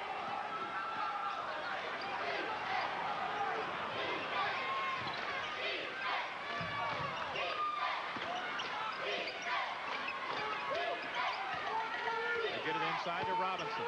Along the baseline, picked off by Gore. Back comes Pitt. It's 38-38. Miller in the corner. Matthews for three. It's short. Rebound, Tate George. The Huskies now will run a little bit. DePriest lost it. They go to the court. Matthews comes up with it. Now Gore. Gore's got a 3-on-1. Behind the back to Lane, out of bounds. Paul Evans will not like that. Sloppy basketball on the part of both teams. Why coaches get gray. The Panthers had the advantage, and you can see that Paul Evans is not happy about it. 11:47 remaining in the game. It's 38-38. We'll be back to Fitzgerald Fieldhouse after this word from your local station.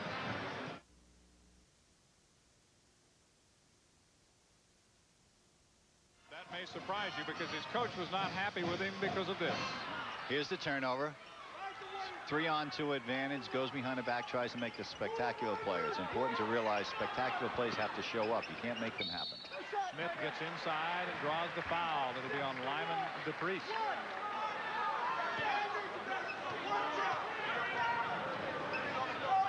First foul on Lyman DePriest.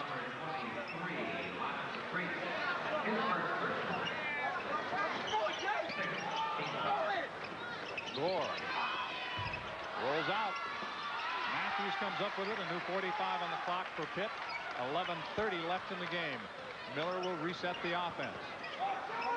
The five starters on for the Panthers right now.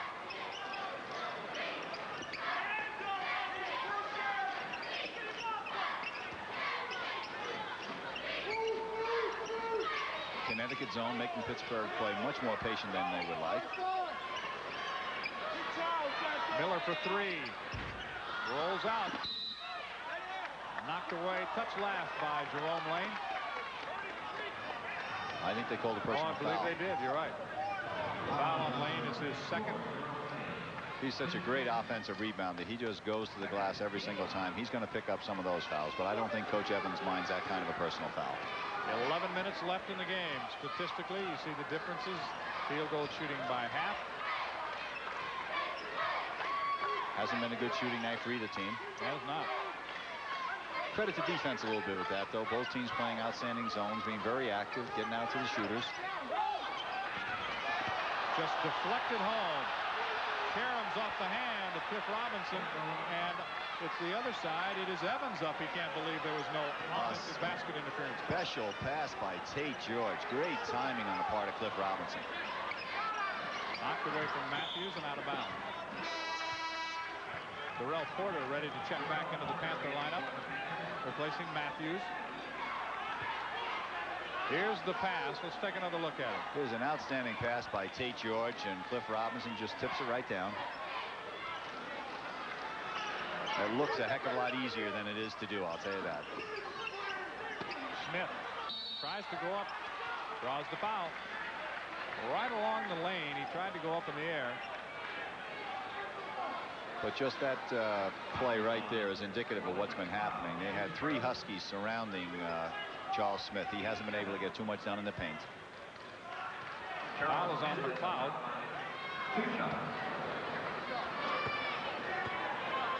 And Charles Smith, so-so at the line tonight. He's now 3 out of 5, and those are the only 3 points he has in the game. Charles Smith does not have a field goal. Hard to believe that we'd be 30 minutes into a basketball game and that Charles Smith wouldn't have a field goal.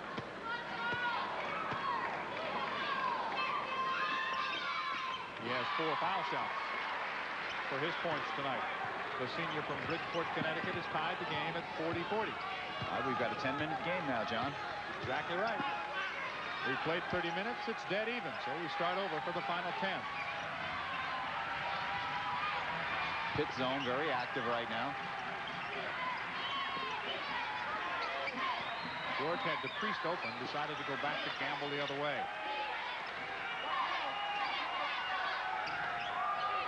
Here's Robinson. He's triple teamed. Robinson again off the lane, off the glass, and good. Robinson has 19 points. It's a 2-point edge for the Huskies again. Cliff Robinson just having an outstanding offensive game. Here's Miller. Smith, baseline up, no good. He still has not scored a field goal. Rebound by Lyman to Priest. Charles Smith feels as though there's a lid on the rim tonight.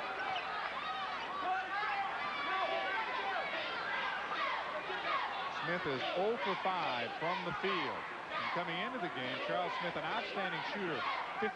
He's not been able to buy one so far. McLeod, Campbell. They're really giving Robinson quite a bit of room inside. He's able to move around off that lane. George doesn't shoot. Gamble will for 3, too hard. There's the foul by McLeod. It misses, tipped up, and Robinson can't hit.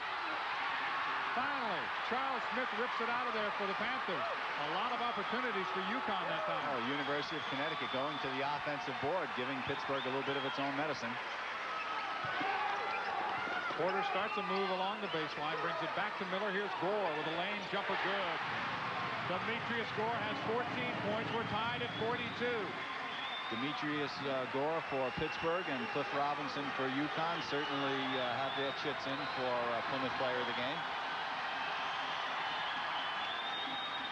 Now the crowd back in it. George with a jumper, too hard. Knocked away by Lane. The Panthers have it. Here's Porter to Lane off the glass. The offensive foul. The basket didn't go. The foul was called on Jerome Lane. That's 3.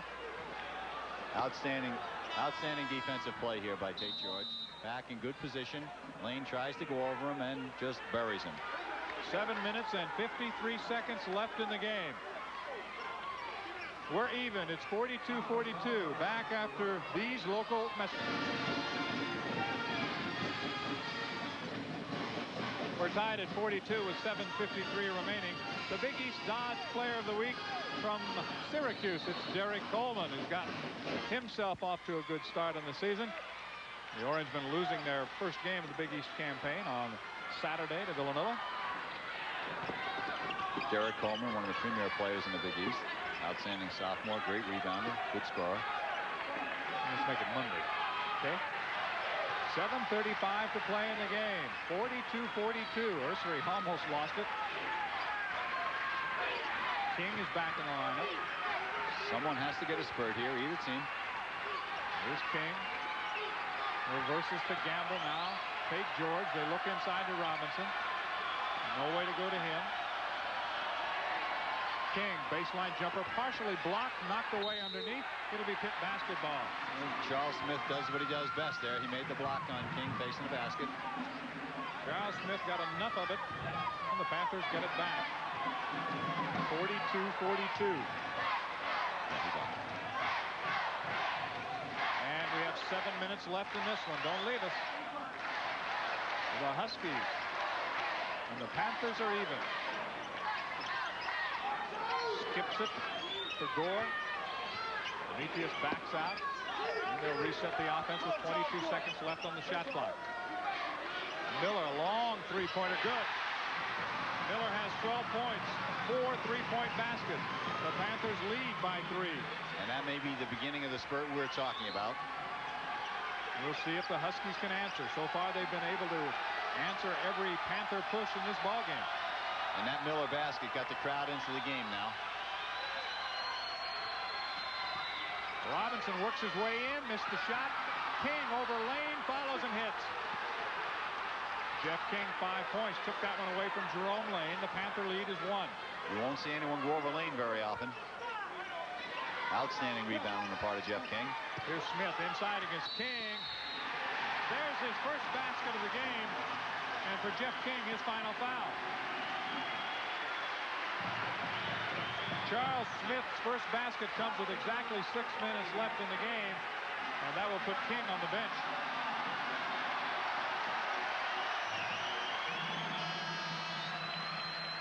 Charles Smith goes up strong. See the Jeff King foul. Here it is, the replay. Nice move by Smith, who's back to the basket. Gets him off his feet, up strong. Potential three-pointer. Can't keep a player like Smith down the entire game. He's pretty special. Charles now with 6 points. Had King just gone straight up and come back down because he was totally out of position, he might have been able to avoid the foul, but instead he brought that arm down and put Smith at the line where he hits the foul shot. So Charles has made 4 straight at the line. A total of 7 points in the game, and Pitt with a 4-point lead. The Panthers applying some pressure on defense. Ursery turns it over. I think if we had a replay there, we might see a Pitt player holding, but the officials missed it.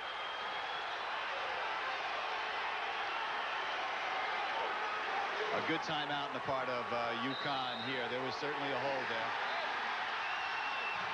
And a technical foul has been called against the University of Connecticut.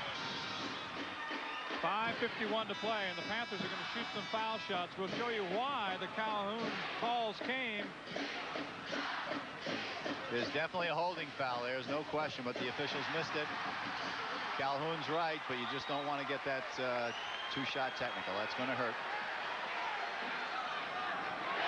Miller hits 2. He'll have 2 more because 2 technicals were called.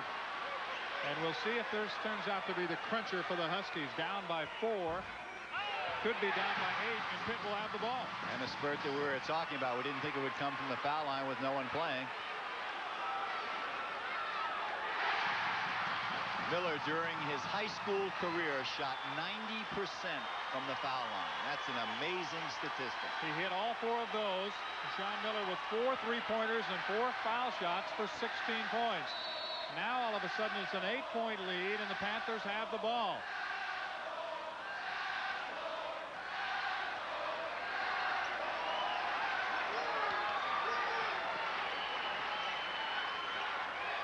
They skip the ball to Miller. Inside to Smith. And the second Husky has fouled out of the game, according to my numbers. Miller does those subtle things. He not only makes a three-pointer, he not only makes the foul shots, he gets the ball inside. He's been a big culprit in terms of causing the UConn fouls by getting the ball inside to Smith.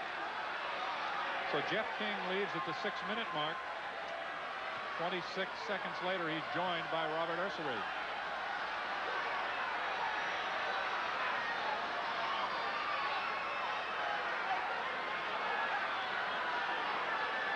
Calhoun will take his time, bringing on the substitute. He is not a happy man. He's not a happy camper right now. Murray Williams, number 20, will check into the lineup. First time he's been in the game tonight. A freshman from Torrington, Connecticut. Smith will go to the line. He's hit 4 in a row. Murray Williams was a super scorer at Torrington. Be interesting to see if he can get that going at UConn. Charles gets the roll.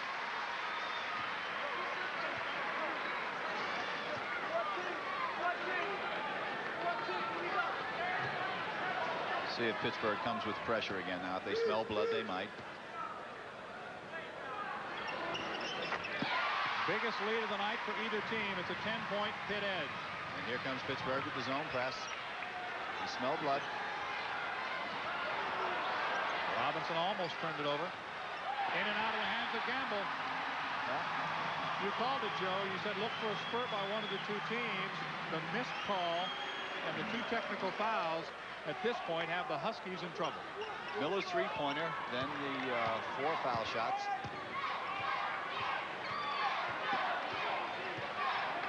UConn playing some man-to-man now. Catch-up basketball has to be played. Smith lost it. The Huskies have it. Knocked away from Gamble and out of bounds by Darrell Porter. 5 minutes and 7 seconds. Still time, obviously, for the Huskies, but for the first time tonight, they're struggling. Three-pointers important now. Gamble has to get heated up.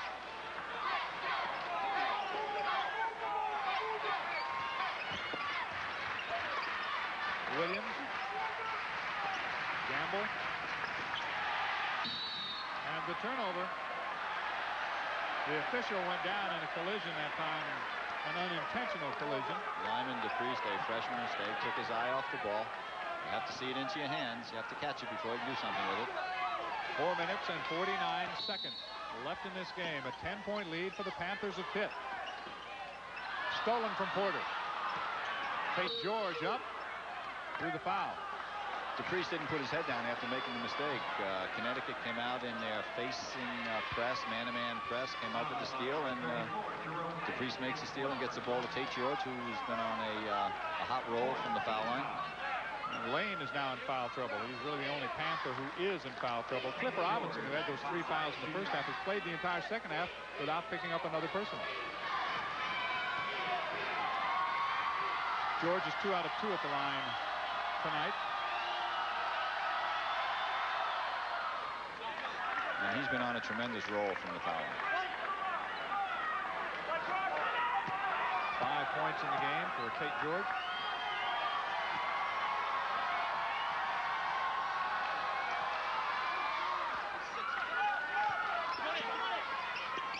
Hits both of his foul shots.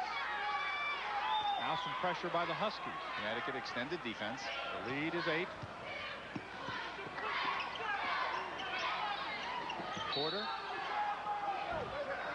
Fouled before he can make a move. He started a little move off the lane. It was fouled. That kind of defense is allowed in the NBA, but not in the NCAA. First foul on Williams. A lot of freshmen on the court during the course of this ball game. One man at the line is a freshman. Miller is also a freshman for Pitt. Huskies with a couple of freshmen. Lyman DePriest in there along with Williams right now. And unless you read the program, you never realized that they were freshmen. They certainly play like veteran players. I think you made a good point about that earlier, John. This league has a tendency to mature people quickly. You better, you're in trouble. Lane jumper, good. The basket will count. Foul is called on Demetrius Gore. That time, Tate George got some penetration, got to the foul line, got the basket. Tate George, 6'5", able to penetrate, shoot over a lot of the other guards in this league. They slice into what was a 10-point Pitt lead. Down to 7. Big the Huskies have the ball. Keep an eye on the clock. 4 minutes and 15 seconds left.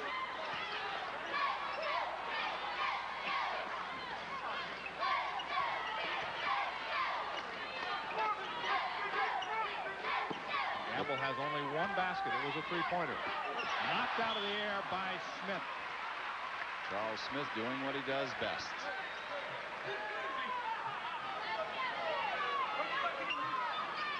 Pitt fans have become used to seeing this kind of thing. Smith had 50 blocks going into the ball game. Gamble for 3. It's good. His second one of the game. So now the lead is down to 4. The Huskies have answered. The surge by Pitt. Man-to-man defense by Connecticut. Smith works his way down the baseline, draws the foul. The foul will be charged to the freshman Lyman DePriest. The fans in the stands wanted to call on 0-0, and it didn't go that way. 3:33 left. Typical Big East basketball. Goes in spurts. Can't choose much between either team. Smith has hit 6 in a row.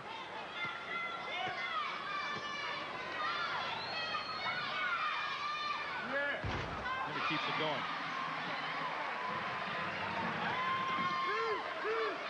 And with Connecticut switching to man-to-man defense now, the Pitt Panthers are going to try to go inside to Smith a little bit more over the last 3 minutes of this game. And Greg Economou is getting set to come in, the senior from Montrose, New York, for the Huskies. First time he's been in the basketball game tonight. Smith hits a pair at the line. He's made 8 straight. Has a total of 10 points in the ball game. It is 57-51 with 3:33 to play. The Pitt Panthers leading the Huskies. More basketball coming up right after this. Plymouth Player of the Game will be selected at the conclusion of this and during every game televised by the Big East Conference Television Network as part of Chrysler Corporation sponsorship of Big East basketball, and it's going to be interesting. We have some pretty good candidates. Sean Miller certainly has pushed himself into the picture. Commits a foul there, but it was Miller with his three-pointers and his foul shooting, 10 points in the second half, that has helped the Panthers surge to the lead. On the other side of the ledger, you look at Cliff Robinson, who had a tremendous game for the Huskies tonight. Sean Miller, Demetrius Gore for Pittsburgh, and Cliff Robinson for the Huskies. Tate George just made an outstanding pass at to Lyman DePriest. And Lyman will go to the foul line. Has not been a good foul shooter.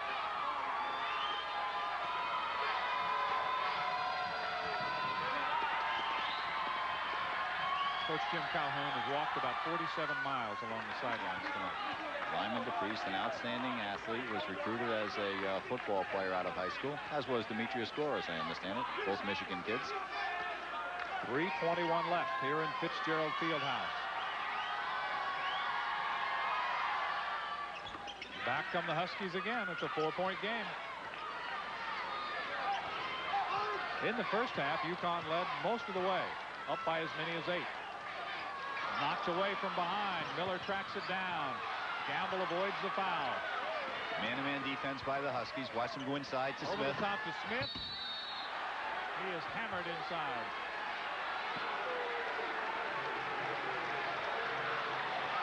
Miller makes that. That is the 4th on Robinson, but it Watch the look by Miller and the delivery here to Smith. Just as George did earlier. Difficult pass to throw to complete. Smith does his thing with it.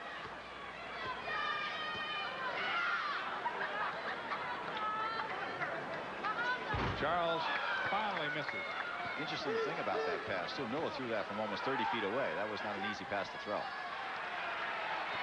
The run of 8 in a row stops for Charles Smith. 3 minutes and 1 second left in the game.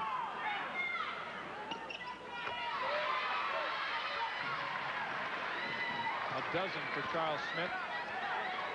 It's a 5-point Pitt lead. 58-53. George gets away down the lane. Too hard lane rebound. And Jerome decides not to push it that time. 2:45 to go. Matthews to Smith. Knocked away from him. Out of bounds. It belongs to the Huskies. Nope, it's overruled by the outside official who saw it a different way. Coach Evans going to have to be teased a little bit here to consider maybe going into some kind of delay game. 2:40 up 5 at home. Smith. Almost knocked away by Gamble, who kind of squeezed in between Miller and Smith. Lane looks low to Gore. Up. Missed the shot. Smith can't follow. Loose, and the Panthers have it. It was touched last by Tate George. A new 45 on the clock with 2:27 to play. Here's Demetrius Gore. Picked up by Greg Economy, number 22. Look for Pittsburgh to try to go inside to Smith again. Here's Lane instead. Up. That will take Robinson out of the ballgame. 19 points for Cliff Robinson. He leads with 2:17 to play. The Panther fans are happy to see him depart. Cliff Robinson has been playing outstanding basketball as of late. I thought they'd go inside to Smith. They go into Lane instead. Robinson picks up his 5th. Same result. It's the 5th time in 12 games that Robinson is fouled out. Robinson, as Coach Calhoun was telling us before the game, is a converted forward playing at center. He'd be playing a little bit better defensively if he had a little bit more help from a big man.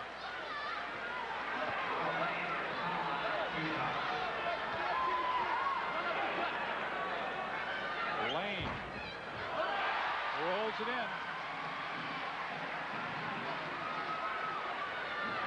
Jerome has been shooting so well. Finally misses. That was 15 straight. Coach cut off. Coach Calhoun went to Economy. He had 13 games against Pittsburgh last year. 13 points in the game last year. 3-pointer from outside by Gamble. He's got it. They will not go away. The Huskies hanging tough. Gamble 3 3-pointers in the second half. It's a 3-point game.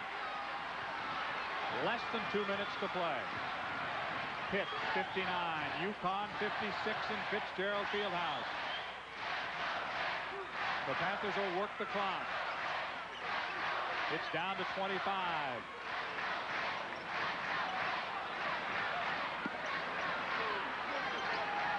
Pittsburgh taking some time off the clock. Connecticut playing back in a matchup zone. 15 seconds now. That's on the shot clock. Miller to Smith, knocked away. DePriest has it. Now the Huskies with 1:20 to go.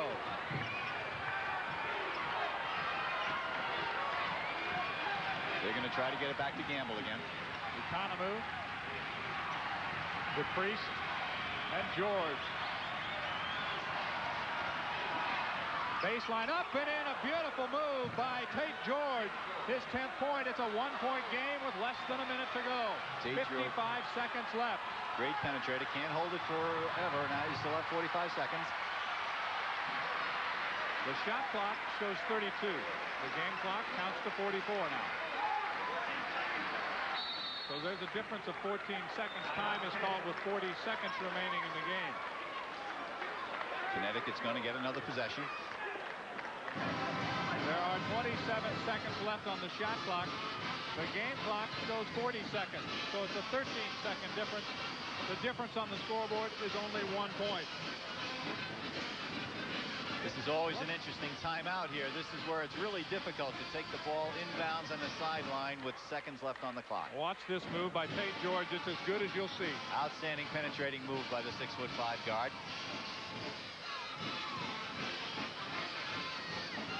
So now if you're Pitt, you try to get a shot up reasonably quick, knowing that if the other team can, down by a point, take as much time as they want and working down to the end of the ball game, or do you try to waste a little more time off the clock? You've still got 27 seconds to work off the shot clock. I think they're going to run their half-court offense and try to get the ball inside to Smith, see if he can turn something up with him.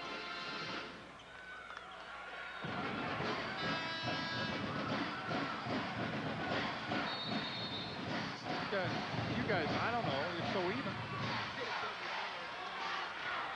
There's the time left, 35 seconds. Shot clock, 17. Here's Gore. Almost lost it. Lane did lose it. 10 seconds on the shot clock. Miller with 20 seconds left in the game. Sean Miller takes time. 3 seconds left on the shot clock. 15 seconds left in the game. The Panthers are lucky to still have the basketball. The Huskies almost had it. Well, I thought we were going to have a turnover there. And Charles Smith down visiting with the officials because Claire Smith, as the captain, is the only one who can come down there and do that. And with 3 seconds to go on the shot clock, they're not going to turn up a real good shot here. And Connecticut's going to get the ball with at least 12 seconds to go in the game.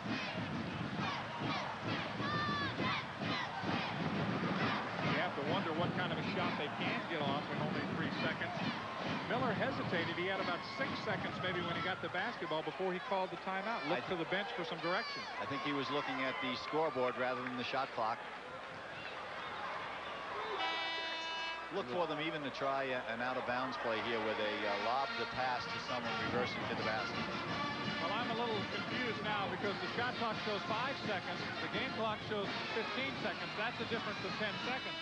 When we went to that last timeout, the difference was 13 seconds. I think that the referees had the scorer change it. 3 seconds. Charles Smith beats the shot clock. Timeout with 5 seconds left in the game. Charles Smith, only his second basket of the game. It makes it 61-58. The Panthers by 3 points, and Smith working his way up, just able to get there in time to get the ball and the basket. Outstanding shot by Smith. That's why you have a great player. You get him the ball at the time clock such as that. He goes up strong and makes it. He hit it at 9 seconds. Another 4 seconds ticked off the game clock before time was called by the Huskies. So it's 61-58. The Huskies may not throw the ball full court now. They may try to come out and get the ball to half court, take up about a second, see if they get a better shot than taking out the sideline at half court. They have 2 timeouts remaining, so they have the option to do that if they so desire. Pitt used 2 timeouts in its last possession. Yes, they did. That extra 2 seconds that the referees put back on the clock for Pitt was certainly a factor there in that possession. Quickly, the Huskies call time.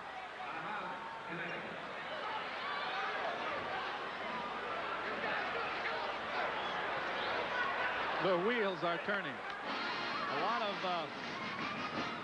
of anxious Pitt fans here. They've been here the last 2 ball games, seen a couple of blowouts. It's not happening in the field house tonight. No blowout tonight. It's typical Big East basketball. You can't predict anything. Well, I think we said at the top of the game, Pitt was a heavy favorite coming into this contest, but in the Big East, night after night, even building to building, even though the Panthers have won 10 in a row here, nobody's beaten them here since St. John's did it last year. It's still very, very difficult for any team, home and away. Oh, and I think 2 things have to be pointed out here. Connecticut was able to match Pittsburgh on the board. That was a real concern for Coach Calhoun. Both teams played a lot of zone, and as a result, the pace of the game was played at UConn pace. But give Sean Miller and give Charles Smith a lot of credit. They didn't crack, but we're not out of here yet. You're right, and I have to give an awful lot of credit to the Huskies. They could have folded their tents after those 2 technical fouls. Now they get it to midcourt, and they call the time. 1 second left in the game, according to the clock. Now, we're probably going to discuss that because the Connecticut coaching staff thought there should be 3 seconds.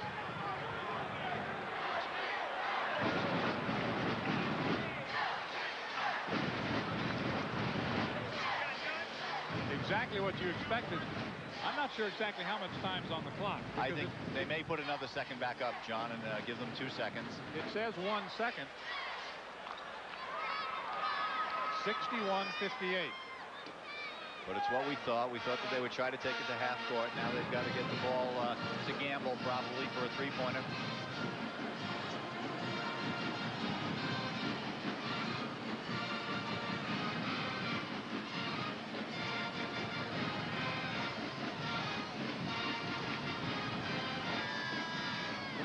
They have not put the extra second back on the clock that we thought we might see.